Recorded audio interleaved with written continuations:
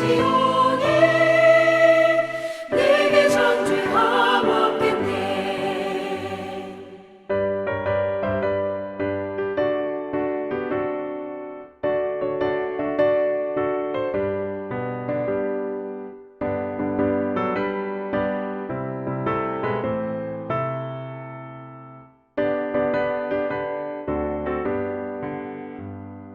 내게 성령 임하고 그 크신 사랑 나의 맘에 가득 채우며 모든 공포 내게서 물리치시니 내 맘 항상 주 안에 있겠네. 나의 모든 것 변하고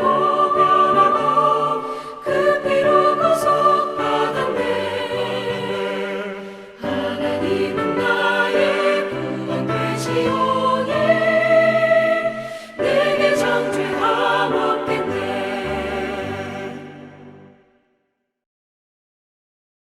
오늘 우리에게 주신 하나님의 말씀은 마태복음 19장 16절에서 22절까지의 말씀입니다. 어떤 사람이 주께 와서 이르되 선생님이여 내가 무슨 선한 일을 하여야 영생을 얻으리이까? 예수께서 이르시되 어찌하여 선한 일을 내게 묻느냐? 선한 이는 오직 한 분이시니라. 내가 생명에 들어가려면 계명들을 지키라. 이르되 어느 계명이오니까?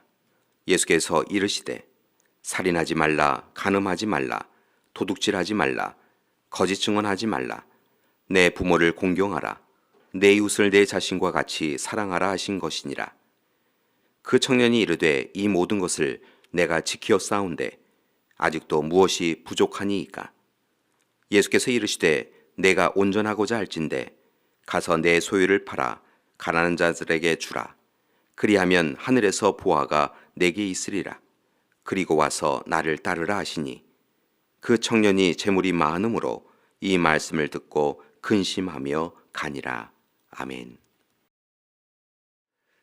오늘 하루도 우리 모든 믿음의 가족들이 하나님 안에서 복된 삶을 살아가시기를 간절히 기도드립니다. 사람은 누구나 행복한 삶을 추구합니다.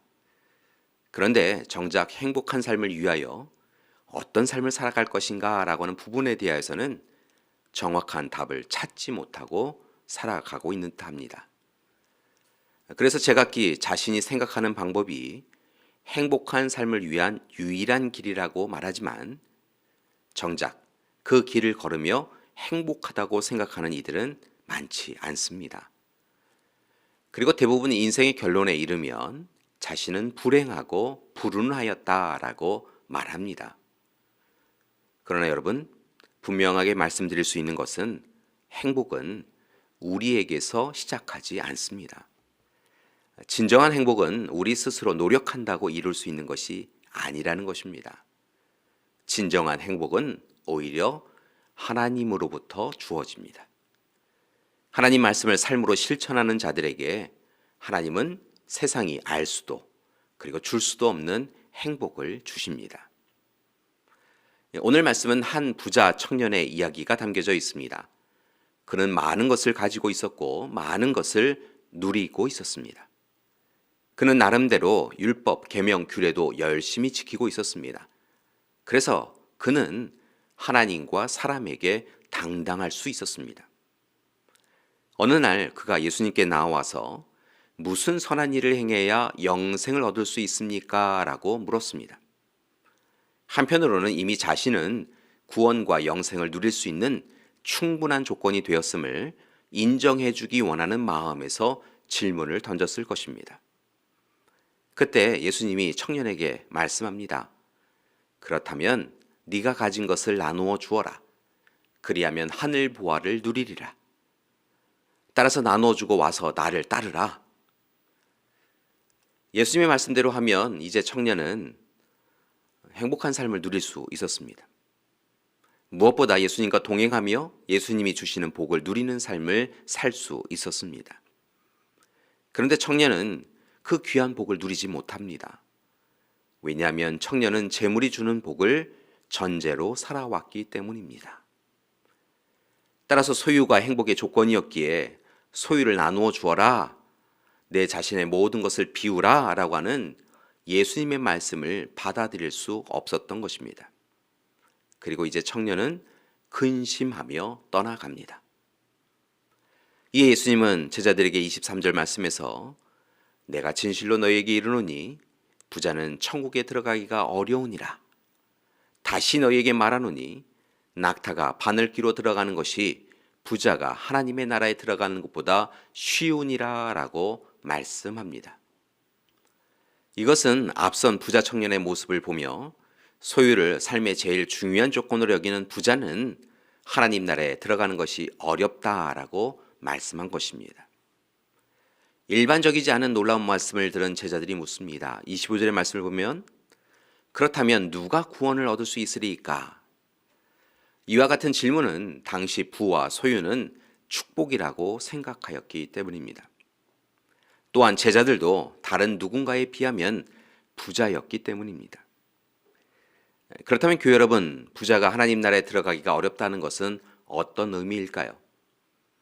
여기서 부자는 단순히 물질만이 아니라 실은 스스로 이만큼이면 되었다라고 말하는 사람들입니다. 이만큼의 지식이면 되었다. 이만큼의 경험이면 되었다. 이만큼의 능력이면 자신은 꼭 하나님이 필요하지는 않다라고 생각하는 이가 모두 다 부자입니다. 예수님을 이만큼 믿고 교회 생활은 이만큼이면 되었다라고 생각하는 이들이 또한 오늘 말씀의 부자라는 것입니다. 자신이 하나님보다 앞서는 사람들, 그들 모두가 부자입니다. 바로 그런 이들에게 예수님은 너희가 하나님 나라에 들어가는 것보다 낙타가 바늘귀에 들어가는 것이 쉽다라고 말씀하신 것입니다. 보암직하고 먹음직한 선악과를 손에 쥐고 익숙한 대로 살아가는 이들은 아담처럼 죄를 범하는 것이고 그들은 하나님 나라에 갈 수 없다라고 한 것입니다.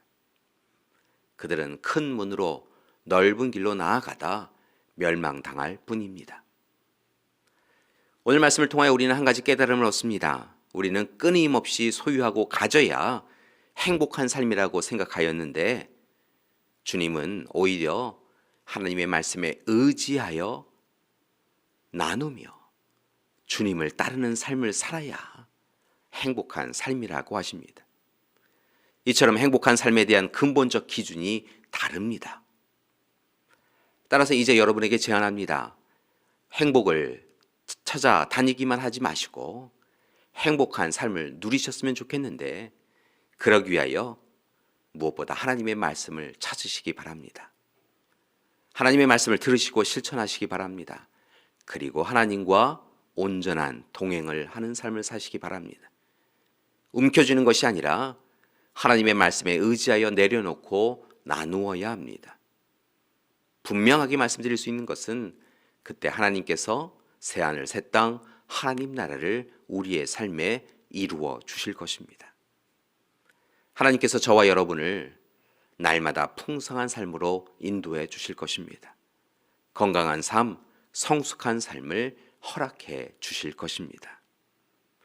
따라서 이제 우리식의 행복한 삶을 위하여 달려가지 마시고 우리를 기쁘시게 하시는 하나님의 행복을 위하여 우리의 인생길을 달려가기를 소망합니다. 하나님께서 우리와 함께해 주실 줄 믿습니다. 함께 기도하시겠습니다. 사랑의 하나님, 오늘 말씀에 담겨있는 부자 청년의 어리석음을 따르지 않게 하여 주시옵소서. 우리 스스로 부자가 되어져서 하나님 없이 살아가는 어리석은 일을 행하지 않게 하여 주시옵소서.